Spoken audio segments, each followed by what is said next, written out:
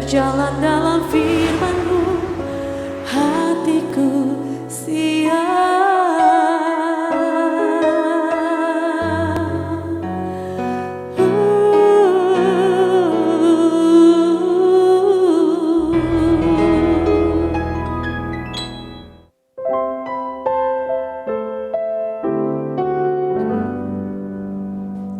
Salam, God lover yang dikasihi oleh Tuhan Yesus Kristus. Senang boleh kembali bersama-sama saudara semua dalam program Raise and God. Malam hari ini kita akan bersama-sama menghampiri tata kasih karunia Tuhan. Kita persembahkan korban syukur kita, waktu terbaik bagi Tuhan untuk mendengar suara Tuhan berbicara kepada kita. Kita percaya dalam hadirat Tuhan, kita akan menemukan ketenangan hati, damai sejahtera. Bahkan apapun yang menjadi pergumulanmu, percaya ada kelegaan, ada pertolongan yang dari Tuhan. Karena Tuhan Yesus sudah berkata, marilah kepadaku semua yang letih lesu dan berbeban berat, aku akan memberi kelegaan kepadamu. Puji Tuhan, mari kita bersatu dalam doa. Bapa di surga, kami ucap syukur karena anugerah Tuhan senantiasa menyediakan kebaikan demi kebaikan. Bahkan ketika kami sedang tidak begitu sungguh-sungguh setia kepada Tuhan, kesetiaan Tuhan tidak pernah berubah. Ketika hati kami mulai tergoda untuk mulai menjauh dari-Mu, tetapi Tuhan tetap mencari kami, Tuhan tetap bersama-sama dengan kami. Engkau tidak pernah meninggalkan kami sedikit pun. Engkau tidak pernah berhenti mengasihi kami. Tuhan senantiasa mengasihi kami dan melakukan hal-hal yang baik yang mendatangkan kemuliaan dalam hidup kami. Terima kasih Bapa. Saat ini kami menghampiri tata kasih karunia-Mu dengan pujian penyembahan kami. Tuhan, kiranya bersukacita atas setiap pujian yang kami naikkan, ucapan syukur yang kami naikkan, penyembahan yang kami naikkan. Tuhan juga kiranya berkenan berbicara kepada kami melalui kebenaran firman-Mu, supaya kami semakin mengerti bagaimana Tuhan begitu mengasihi kami, bagaimana Tuhan mengarahkan hidup kami hari demi hari, semakin sejalan dengan isi hati Tuhan. Dalam nama Tuhan Yesus kami berdoa, amin. Penuhi hati kami Tuhan dengan kasih setia Tuhan, sehingga kami Tuhan di malam hari ini, ketika kami memanggil nama Tuhan, Engkau hadir. Haleluya, terima kasih Tuhan. Sebab Kau layak diagungkan, hanya yang Kau layak ditinggikan. Penuhi hatiku dengan hadir-Mu,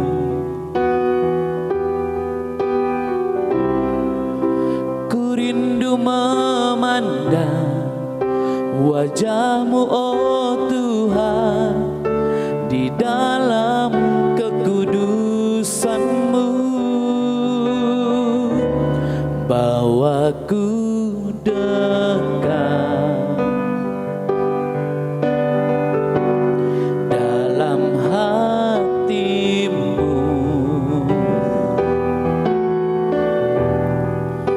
ku rindu mendengar suara-Mu, oh Tuhan,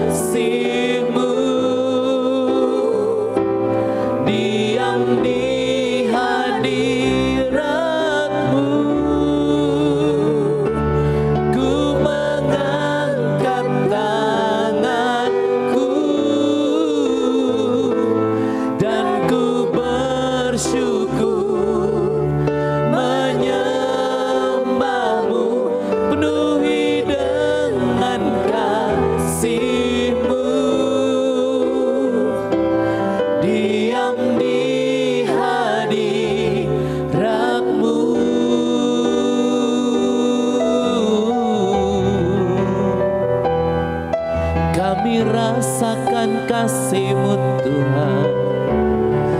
Kami berdiam di hadirat-Mu,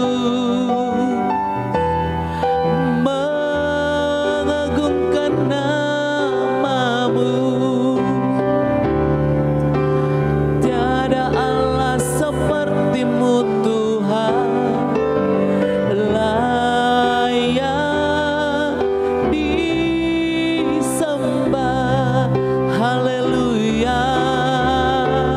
Terima kasih Tuhan, glory bagi-Mu, sebab Kau layak disembah. Haleluya. Layak dipuji, disembah. Kaulah yang bertata dulu, sekarang dan selamanya. Raja atas segala raja, nama-Mu besar termulia. Layak dipuji, disembah. Kaulah yang bertahta dulu, sekarang dan selamanya. Raja atas segala raja, nama-Mu besar termulia.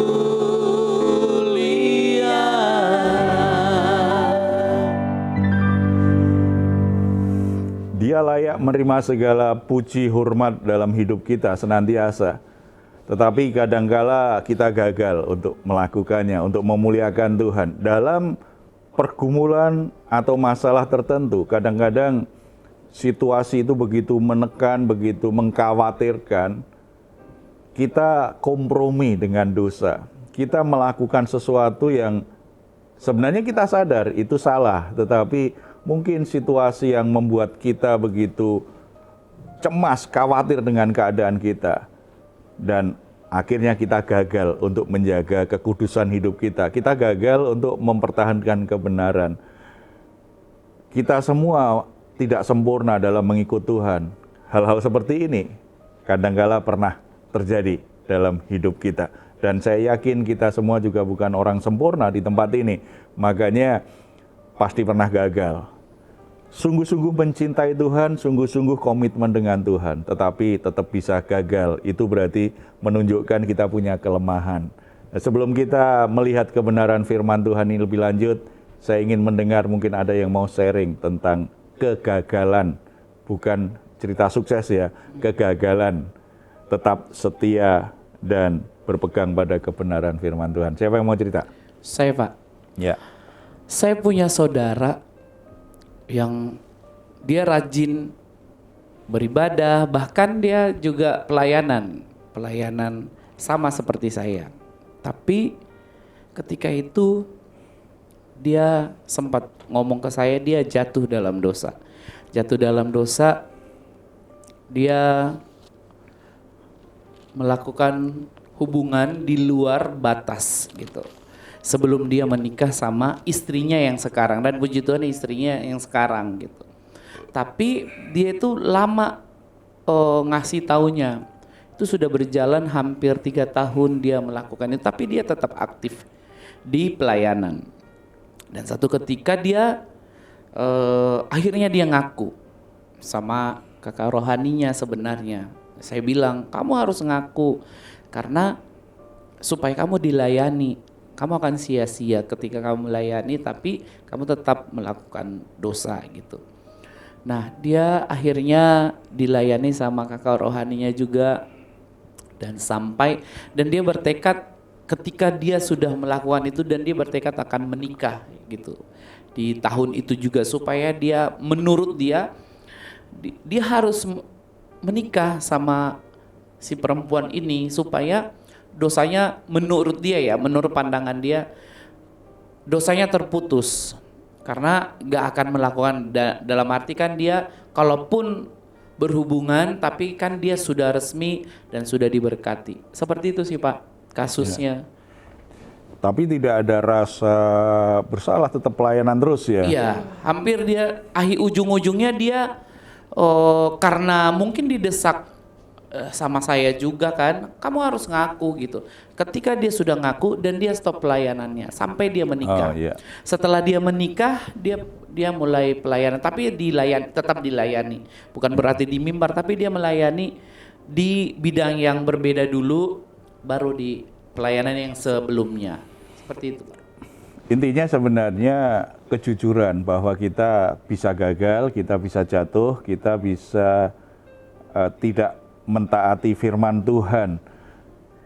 Kita mesti ada kejujuran tentang hal itu ya. Setelah itu kan ada anugerah. Makanya Tuhan tahu kita nggak sempurna. Tuhan tahu kita berbuat dosa. Tuhan tahu kita banyak kesalahan, banyak kegagalan. Tuhan tahu hal-hal yang jahat, hal-hal yang buruk dalam hidup kita. Tetapi karena Tuhan itu mengasihi kita dengan sempurna, Dia tetap memberikan anugerah bagi kita. Tetapi bukan berarti membenarkan perbuatan berdosa kita. Anugerah Tuhan menjadi kekuatan bagi kita untuk bisa mengatasi semua kelemahan dan dosa yang kita lakukan. Ketika kita berbuat dosa, akan muncul namanya rasa bersalah di hati nurani kita. Ketika muncul rasa bersalah, ada orang yang akhirnya cepat mengaku bertobat setelah itu. Tetapi ada yang rasa bersalah itu kan membuat juga rasa malu. Karena dia merasa malu, maka rasa bersalahnya coba ditekan dan dia sembunyikan dosanya. Dia tetap beraktivitas seperti biasanya, bahkan bisa lebih baik dari sebelumnya. Tujuannya supaya tidak ada satu orang pun yang mengetahui dia telah berbuat dosa. Dia sudah jatuh dalam dosa tertentu. Ketika ini terjadi, ini sesuatu yang salah. Perasaan bersalah itu merupakan pekerjaan Roh Kudus, menegur kita supaya kita tidak di area dosa terus. Harusnya diresponi. Sebagaimana dulu Tuhan sudah mengeluarkan kita dari perbudakan dosa, demikian juga kita setelah jadi anak-anak Tuhan, kan juga pasti Tuhan akan bela, akan tolong kita, harusnya cepat. Cuma seringkali ada kepercayaan yang salah juga. Ada orang yang ketika sudah jatuh dalam dosa, kemudian berulang-ulang dia jatuh lagi, muncul rasa bersalah. Kemudian minta ampun kepada Tuhan, sungguh-sungguh bertobat, tapi terus dikejar rasa bersalah. Merasa tidak layak lagi untuk melayani, merasa tidak layak lagi dapat berkat Tuhan. Atau kalau tidak, ada yang sampai berpikir, nggak mungkin aku bisa berubah. Aku memang seperti ini, nyatanya jatuh terus. Akhirnya berpikir aku nggak mungkin bisa berubah. Kalau hal ini terjadi, itu butuh pelayanan khusus itu. Sebab sendiri agak sulit untuk keluar dari sisi itu. Karena sudah sangat mempengaruhi cara berpikir, membelenggu jiwanya sedemikian rupa. Dia butuh pelayanan pribadi, harus mencari pertolongan dari hamba Tuhan tertentu, konseling supaya didoakan, dilayani secara khusus. Ya, kalau gitu Pak, bagaimana sikap kita yang benar pada saat kita tuh sadar kita sudah berbuat dosa atau sudah melakukan kesalahan-kesalahan itu? Kita harus percaya penuh akan kasih karunia Tuhan sempurna ya. Penebusan Kristus di atas kayu salib itu sempurna. Artinya Yesus sudah membayar lunas seluruh dosa umat manusia. Dosa apapun sebenarnya sudah tersedia. Tetapi bagaimana kita mendapatkan pengampunan? Kita harus mau mengaku, minta ampun, bertobat. Tetapi pengampunannya tersedia. Makanya tadi saya katakan kalau orang terus dikejar rasa bersalah kan salah. Berarti dia tidak mempercayai penebusan Kristus itu selesai, sempurna bagi kita. Padahal fakta kebenarannya itu sempurna. Berarti dia imannya sedang guncang. Imannya terhadap Injil itu mulai guncang. Apalagi kalau sampai berkata, nggak mungkin aku bisa berubah lagi. Kalau begitu apa artinya Yesus mati di atas kayu salib bagi kita, kalau kita tidak bisa berubah? itu areanya adalah sistem kepercayaan. Makanya ini sulit orang kalau keluar dari situ. Nah, bagaimana kita bisa sikap yang benar ya? Sikap yang benar kalau kita menyadari kita sudah jatuh dalam dosa. Yang jelas tidak boleh tadi disimpan sendiri gitu ya. Yang penting nggak lakukan lagi itu, tapi nggak diberesin, itu juga salah. Kita lihat satu contoh dari kehidupan Abraham, bapak orang percaya ini. Ternyata dia melakukan kesalahan, dia berbuat dosa tidak hanya sekali itu, untuk kasus yang mirip. Kejadian pasal 20 ayat 1 sampai 18 itu mengkisahkan bagaimana anugerah Allah itu ternyata tersedia kepada Abraham, walaupun Abraham memiliki kelemahan, melakukan kesalahan yang sama 2 kali. Bagaimana dia bohong soal istrinya. Dia berkata, ini adikku, dengan tujuan yang salah. Dari sini kita bisa belajar 2 hal ya. Yang pertama, mari kita lihat faktanya seperti apa. Abraham sudah melakukan kesalahan. Kalau kita baca yang di ayat yang kedua. Oleh karena Abraham telah menyatakan tentang Sarah istrinya, dia saudaraku, maka Abimelek Raja Gerar menyuruh mengambil Sarah. Jadi Abraham ini kembali melakukan kebohongan. Dulu di Mesir dia juga lakukan itu. Dia bohong soal istrinya, ini saudaraku. Yang di sini juga sama, dia bohong lagi. Ini berarti kan menunjukkan kelemahan yang serius ya. Kalau kita bisa jatuh dalam dosa tertentu karena benar-benar kita kita kilaf atau seperti apa. Setelah itu cepat-cepat bertobat dan tidak lakukan lagi. Tetapi ada orang tertentu melakukan dosa, sudah bertobat balik lagi, bertobat balik lagi. Ya, itu namanya itu Kristen tomat namanya. Makanya tobat kumat, tobat kumat. Ini biasanya Kristen orangnya mudah bonyok. Bonyok karena tomat, lembek. Ada kelemahan. Setiap orang itu punya sisi lemah. Fakta ini kita harus mengerti nih. Setiap orang itu punya sisi lemahnya tersendiri. Di mana dia mudah jatuh dalam dosa. Di mana dia mudah menyerah dengan godaan. Dia mudah jatuh dalam pencobaan. Setiap orang itu punya sisi lemah. Abraham ternyata sisi lemahnya adalah keberanian untuk melindungi istrinya.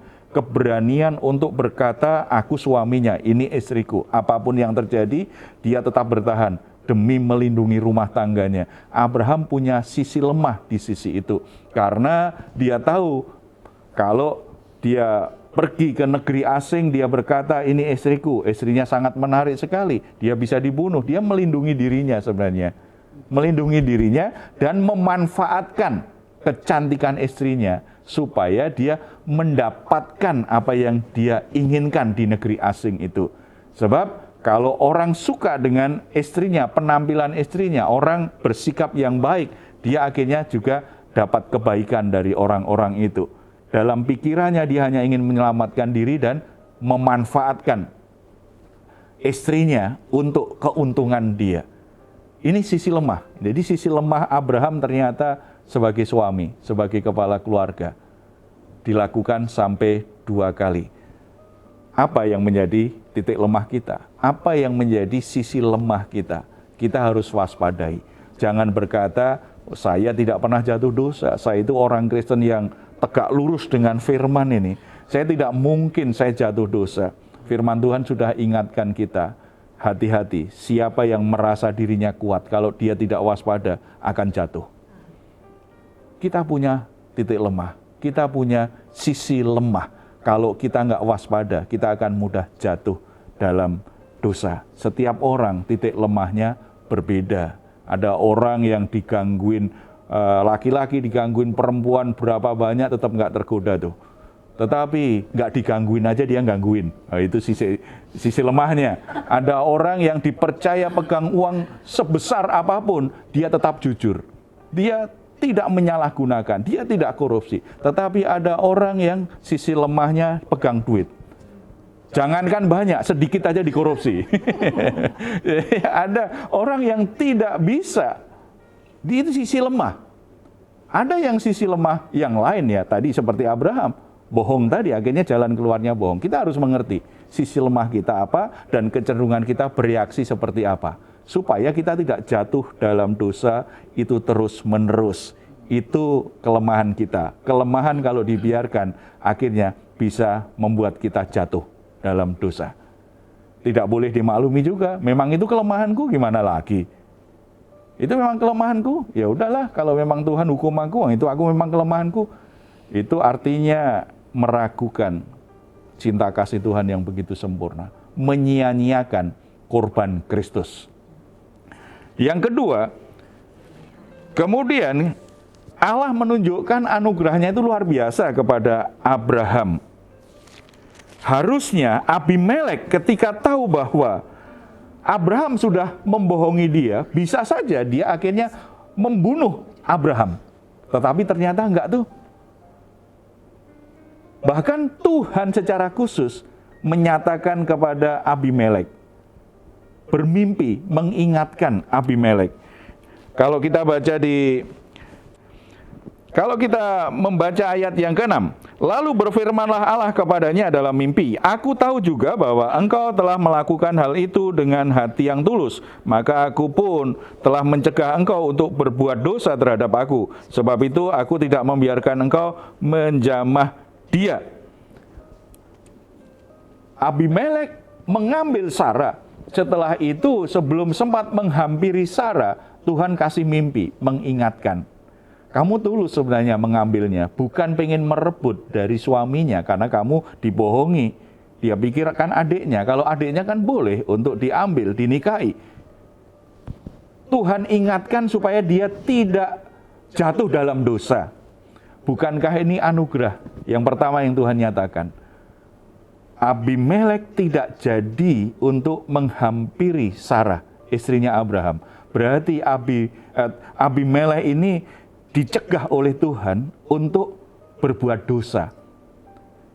Sarah akhirnya selamat, tidak dipaksa untuk berhubungan layaknya suami istri oleh Abimelek, karena Abimelek mengingatkan. Abimelek tidak melakukannya. Kemudian Tuhan tidak hanya mencegah Abimelek menghampiri Sarah, tetapi Tuhan juga berkata, engkau harus kembalikan Sarah ini kepada Abraham.